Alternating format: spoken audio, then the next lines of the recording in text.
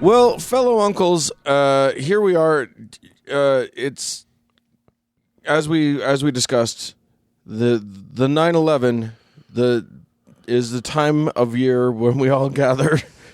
Such a happy holy day. Yes, indeed. And we, Uncle Doug, I don't have a lot of understanding of what led up to what we now call the 9/11 thing. Like the big 9/11 thing, of course, is the toppling 9/11, of yep. some buildings Yeah. by some people who were mad. Yeah. And Uncle Mark is apparently going to tell us why they're so mad. Yeah. Well, there is, as we are now in the American Holy Week of September 11th, a week when what we naively thought was the stupidest president ever ignored months of flashing red lights, and he went to Texas to clear brush. Then 3,000 people were murdered in their offices. Then we invaded the wrong country and killed 1 million people in addition to thousands of ours. And by some witchcraft, we ended up with Rudy Giuliani on TV every minute of every day forever. So happy holidays. This is the darkest timeline. So the events that kicked off what would be an ongoing war of both bombs and armies and, yes, religions, but also a realization for a lot of Americans that there was a whole lot of shit out there in the world that they hadn't much bothered to think about prior to that day. I think it's safe to say Islam is one of those subjects. But as I mentioned... I ain't got to think about no Islam. Them Muslims are trying to ruin America. Them Muslims, like Barack Obama... Yeah, right? Barack Hussein Obama. Wait, Proof. You proved it. I did. I've got the birth certificate. But it's not Islam as a whole we're looking at today. It's one intensely burning canker sore of Islam. So, and this intensely burning canker sore is something called Wahhabism. It is the... Well, how about that? How about that? Wahhabism is or Salafism is a particular branch of Islam that I will explain to you in short order, but it's it's not the nice one. So in the year 632, the Prophet Muhammad died. So that was super sad. Yeah. And you know how super rich people like Michael Jackson and Prince and apparently Aretha Franklin bafflingly died without a will? Uh-huh. So too did our friend Muhammad. Oh, yeah. God's last true prophet on earth prophesied many things, but before he flew up to heaven on a winged horse, he somehow forgot to prophesy who should take over his very expansionist enterprise. He whispered it to that one guy. Yeah. To my mind, this is a major fuck-up. Such a blazing oversight very much calls into question Muhammad's ability to get business cards with prophet printed on them without seeming a fraud. But that's just me. I think there should be a standardized rule for both prophets and business cards. I'm kind of a stickler. You know me, I'm all about the rules. You are. So like Prince's heirs fighting over his gazillions, the power players in Islam started to angle for leadership positions. One group believed that a blood relative of the prophet should take over, so they put forward his cousin and son-in-law, same guy, Ali. These people would become the branch of Islam we call the Shia, who make up at most 20% of the Islamic world. The second group put forward a trusted lieutenant of the prophet, Abu Bakr, that autocorrect kept trying to say was Abu Baker. Right. Did he sell buckets of food? Racist autocorrect. Totally racist. Thinking a man so close to the prophet would best know his mind. These people would go on to become the Sunni Muslims, who today make up the vast majority of the 1.8 billion Muslims in the world. And it was their choice, Abu Bakr, who became the heir to the prophet. He eventually died. The two caliphs that followed him were assassinated, and then Ali, the original Shia choice, became the fourth caliph. After his death, the shit really got crazy between the sects. Well, we hope that Aretha Franklin's heirs aren't waging bloody sectarian war over her gold records 1,400 years from now. This is exactly what's going on with our Muslim friends, even today. So if you take nothing else from this segment, go to LegalZoom and spend 30 minutes writing a fucking will. Even what's amazing about this is that they're still fighting about this shit, even though both guys got to be in charge. Yeah, that's fucked up, right? Like, you both won. Right. Everybody won. You're all pretty. Right, exactly. Well, you got to fight about something. Yeah, I guess so. So, go to LegalZoom, make a fucking will. Yeah. The world doesn't need your shitty kids blowing each other up all over the fucking place. LegalZoom.com, please sponsor the show. Yeah, exactly. Well, they have to get in line behind wonderbible.net. .ru. I think it's just actually Wonder Bible P.O. Box 416. They don't know about the internet. It's Wonder Bible, Klondike 7332. So this whole bloody mess is not helped by a hadith. And if you remember when we talked about the hadiths a while back, that is one of thousands of, at best, 10th-hand sayings attributed to the Prophet, where Muhammad apparently... We could write a hadith right now. I just did it. Yeah.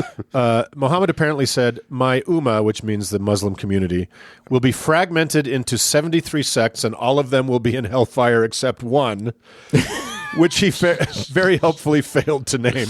Which is the one that you're in, but Right. not the other guys. So that's helpful. Thanks, Muhammad. So leaving the Shia aside for this discussion, Why isn't that a meme? Thanks, Muhammad. thanks, Muhammad. Hashtag thanks, Muhammad. And a truck blows up. So leaving the Shia aside for a second, let's follow the Sunni line back to where it all started. The Gilead on the Gulf, a sunny, sandy land that does not put the fun in fundamentalism, the Kingdom of Saudi Arabia.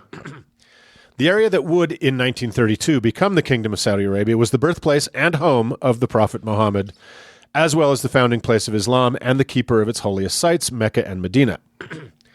Even Shia, who aren't very happy about it, recognize the nation of Saudi Arabia and its ruling family, the House of Saud, are the keepers and protectors of these holy relics. Obviously, it is to Saudi Arabia that all Muslims who are able to make the sacred pilgrimage of the Hajj once in their lives, regardless of which of the major or minor sects of Islam to which they belong, must go. With a couple exceptions, all stripes of Islam are very religiously conservative by any measure, but Wahhabism or Salafism is probably the opus dei of Islam. So what is this? Where did this come from? It's a wonderful story. In the mid-1700s, out of the broad, empty expanse of the Arabian desert, remember, all bad ideas come out of the desert, appeared We're in a desert. Shh. No, move on. a hyper-conservative cleric, Muhammad ibn Abd al-Wahhab. You made that up. It's just all consonants. There's like two vowels and 30 words. That was actually my rap name for a long time. So he found the tribal Arabian Islam of the 18th century far too modern, and he was anxious to take it over 1,000 years backwards to its roots. He was pissed off about such shirk, meaning idolatry, as visiting and venerating the various and sundry saints and heroes of Islam. So he was really pissed off that you would go on like the Saints' Day to a buddy of Muhammad and put flowers on his thing. Right, To him, that was polytheism. So his radicalism caught on in the sparsely populated desert. A local leader looking to keep control of any emergent threats under his watch made a deal with al-Wahhab. He would allow his new brand of Islam to grow and spread under his eye in exchange for al-Wahhab's loyalty to his rule and that of his successors. In that moment, a crucial alliance was formed. That leader's name was Muhammad bin Saud. And he is the progenitor of the ruling family of modern Saudi Arabia. Yeah. In what was to prove a long series of strokes of luck for both the House of Saud and Wahhabism, the collapse of the Ottoman Empire after World War I left a power vacuum that they were able to fill. The original Saud's great-great-great-grandson, Abdul Aziz ibn Saud, led a military campaign that eventually took the holy cities and established control over the whole region. Right after that, oil was discovered in another massive stroke of luck, and soon billions were pouring into the coffers of the formerly backcountry hick rulers and their obedient clerics.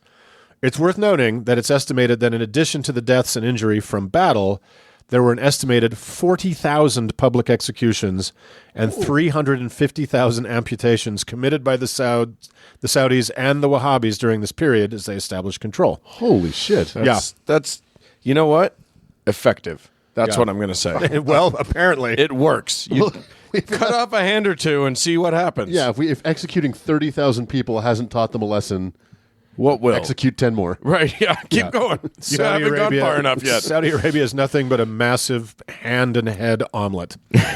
So that over 250-year-old agreement between the Sauds and the Wahhabis maintains to this day, and Wahhabism is the official Sunni Islam of the kingdom. The severe puritanical sect has granted waivers to haram, or forbidden symbols of modernity, like television, telephones, other media, dealings with non-Muslims in exchange for a near total level of control over every aspect of life, most especially those unlucky enough not to be part of the royal caste. So just 99% of Saudi Or society. those, who are women, or those, Totally. Foreigners. So they run the gender-separated schools at all levels, the horrendous Sharia judicial system. They control all aspects of religious life and, most famously, brutally enforce a 7th century morality code on the plebes, of course, never the royals. Right. So the relationship between church and state in Saudi Arabia is beyond symbiotic. They're so grotesquely corrupting of each other that it's more like a co-parasitic relationship. It's two tapeworms endlessly feeding off each other. Like an Ouroboros, really. But yeah, like Ouroboros, and both sucking the life out of a horrendously oppressed population. So traditionally, Wahhabis considered any Muslim that is not Wahhabi not a Muslim. So that gave them a nice workaround for the command not to kill other Muslims, because Right. only they were Muslims. So they did a ton of that. That's a loophole you can fly a plane through. No true Saudi would ever. No true Muslim. So they've moderated in recent years because, of course, the money they love comes from selling the thing they have to foreign people. Right. Oil to the Americans, most specifically. So anyway, moving on toward that awful September date. There is a very conservative group of Muslims in Egypt called the Muslim Brotherhood. Many of them fled Egypt in 1954 when President Nasser introduced a form of secular nationalism that was kind of sweeping the Arab world at the time. And they were part of they were a Soviet client state that resisted the role of Islam in public and political life. So a lot of these Muslim Brotherhood guys ended up in Saudi Arabia. The commingling of the radical religious Puritanism of the Wahhabis and the anti-colonialist, social justice, direct action-oriented Islam of the Muslim Brotherhood began to marinate in a potent political ideology where the idea of jihad was revived, like violent jihad, was revived as a method of spreading and defending Islam. So That's fancy. It's nice when it's a good way. It's a good soup they've got boiling. Such strange bedfellows. Yeah. So from the 30s onward, the kingdom had been seriously wealthy with oil money. But during the 1973 global oil crisis, its wealth exploded. They were making as much money every 3 days as they had in their best year prior to that. Zillions of dollars. So with the tidal wave of cash came massively enhanced regional and global influence. And in Saudi Arabia, as fares the kingdom, so fare the Wahhabis. It became the most well-funded branch of Islam overnight, with all the trappings of a modern nation to back it up.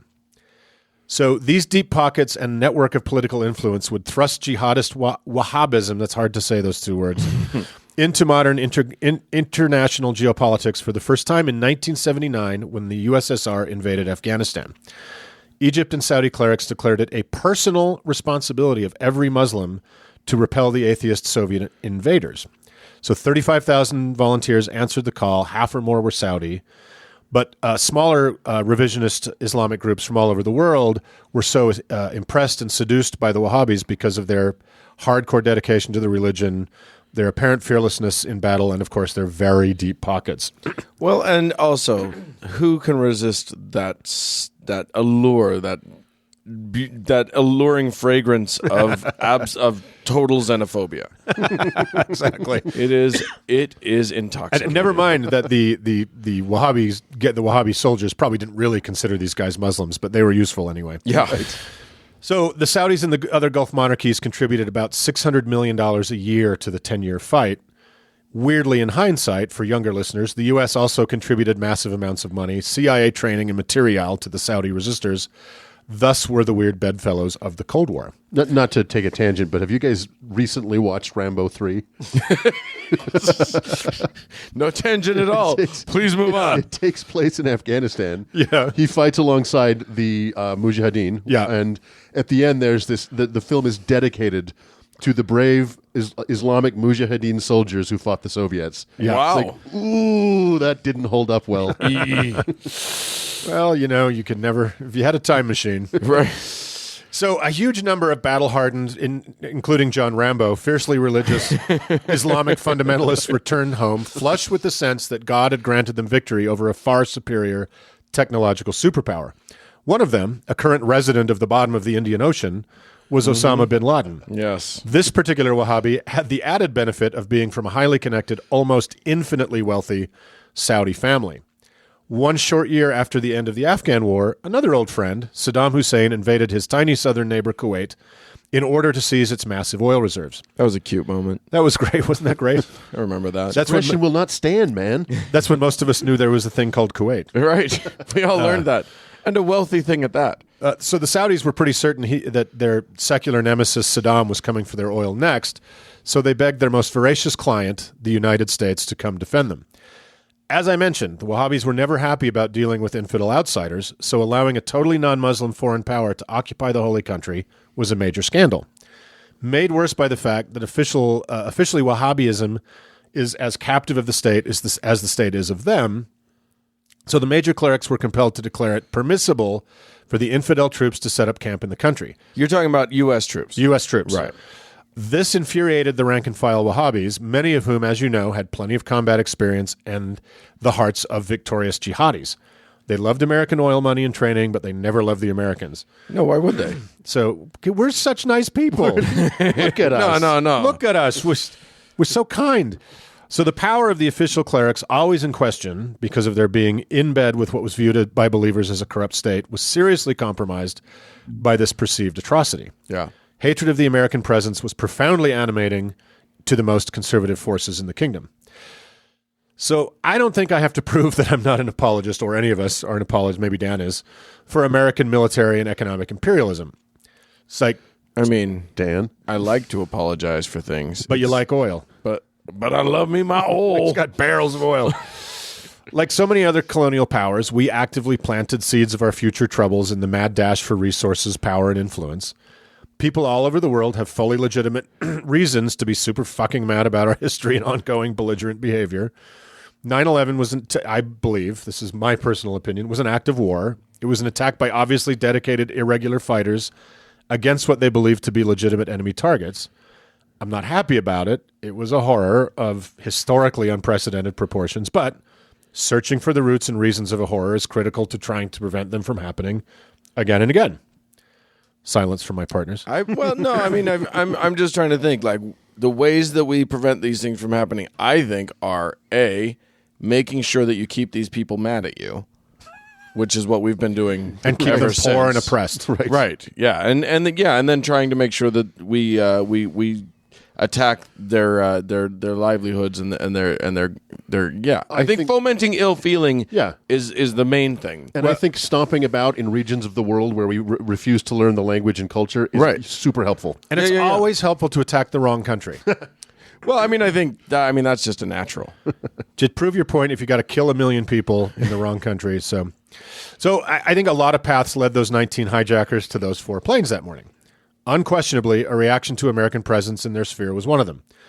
Muslim apologists and well-meaning Westerners with coexist bumper stickers try to claim it was economic hardship that drove them to do what they did, and that Islam says it's a religion of peace, therefore it obviously is.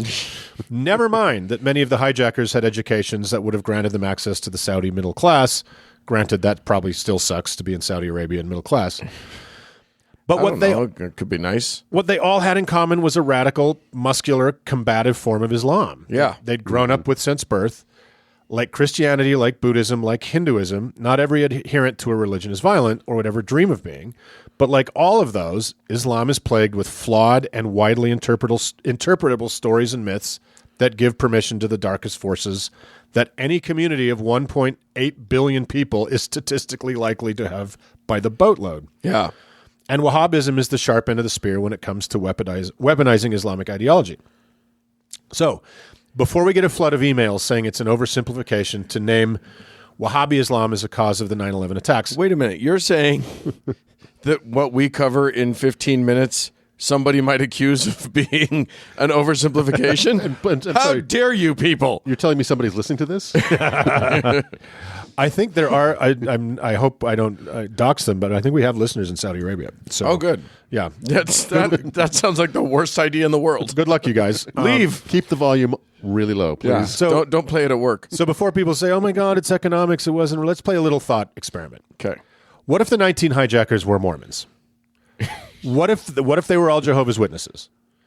it would be nothing short of insane to demand to know what to not demand to know what specifically about Mormonism caused this horror, or what about the JWs drove them to this violence. Yeah.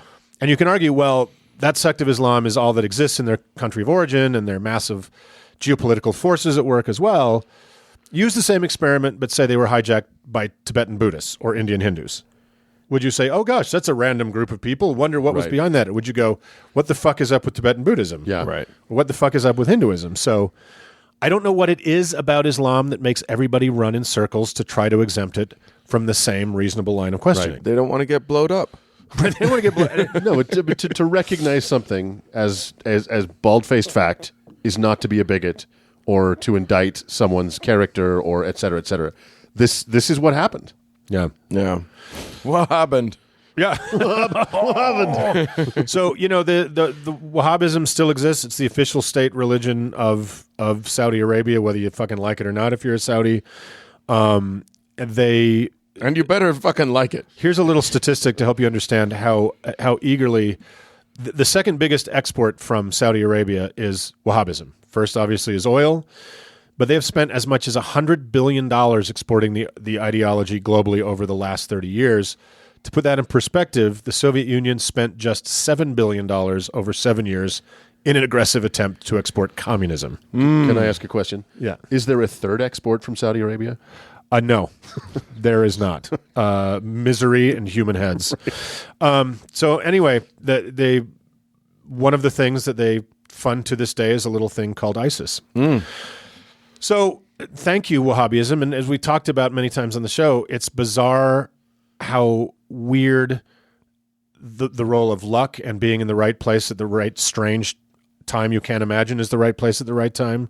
That a fever dream out of some crazy head in a village in the middle of the Arabian desert can blow up into an international security crisis in the year 2018. So there you go. There you go.